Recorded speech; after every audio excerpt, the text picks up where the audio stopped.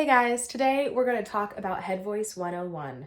What it feels like, what it should feel like when it's in a good place, and why when you first start you have a lot of weird sensations when you first access Head Voice. So this video is mainly for my femme voices. We're talking about biological females. This is your video. So the female voice is unique in the way that unlike the male voice, which has like this very full, like resonating in the chest all the way up until it flips into falsetto, we have chest voice, mixed voice, head voice, and then whistle tones. And very few women can consistently access that. And that's like women's falsetto is whistle tones, like the Mariah Careys of the world.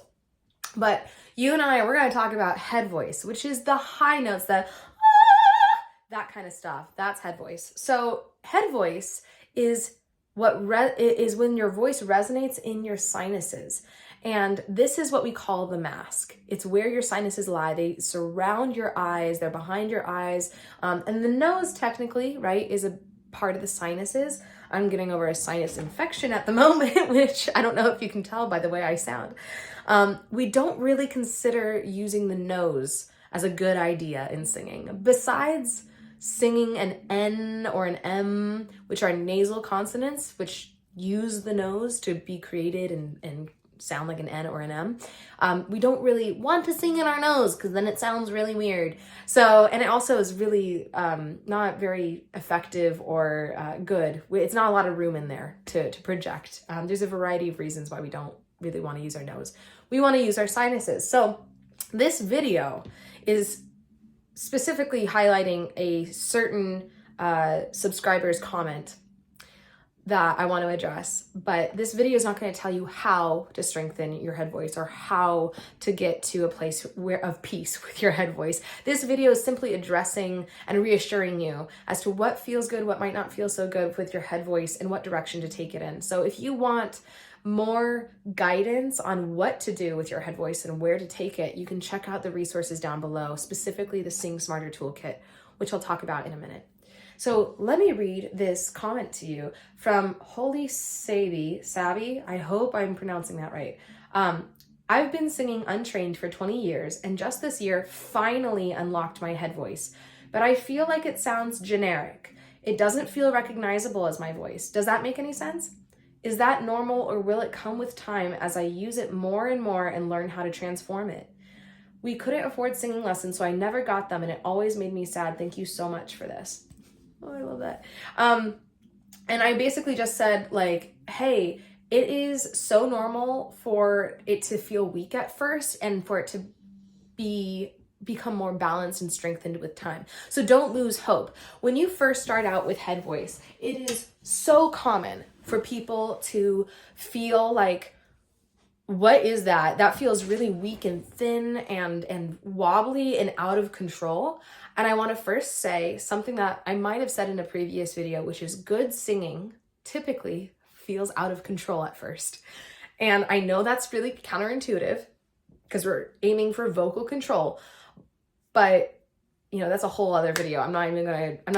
I'll touch that in another video. But what I will say is when you are starting out singing in head voice and it feels unrecognizable, typically it just means it's unfamiliar and it's uncomfortable because it's unfamiliar. So don't let that deter you. Don't let the uncomfortability or unfamiliarity deter you from singing in your head voice and strengthening it.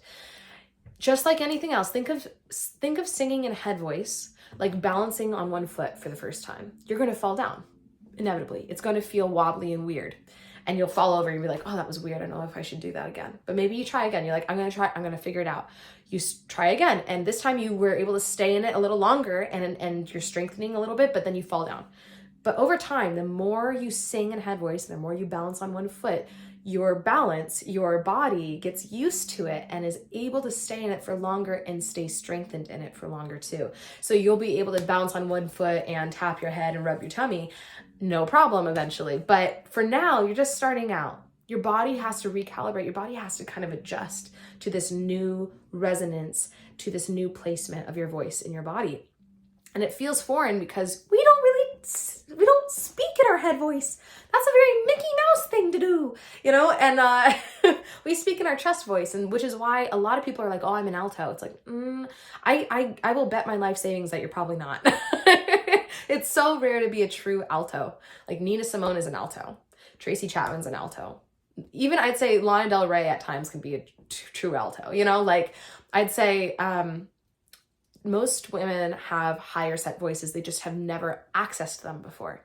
So I want you to go home and just keep chugging away at your head voice, knowing that even though it's weak right now, with time, with use, your body will balance it out.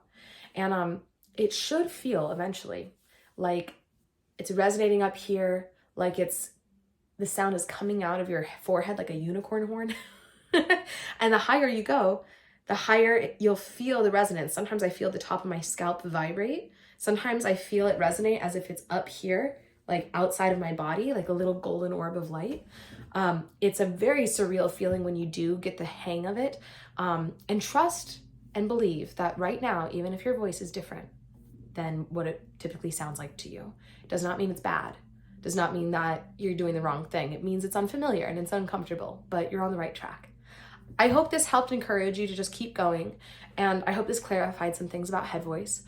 If you would like to have warm-ups and a practice regimen and get some more tutorials and explanations on some things that might help you to sing better in your upper range and your head voice, click the link down below to join my Sing Smarter Toolkit. It's a self-paced course. It's $55, although the price might be going up in the next few months, so get it while you can. And it's basically a resource that you can use whenever you feel like using it. You can make it a routine for yourself. But I really wanted to use it as a reference guide for people that goes way more in depth than these YouTube videos get into. So you can check that out down below. And I also wanted to say thank you so much for all the new subscribers for being here. I love you. It's so exciting to build this community. And share this with a friend if you have friends who need a little encouragement in their head voice too.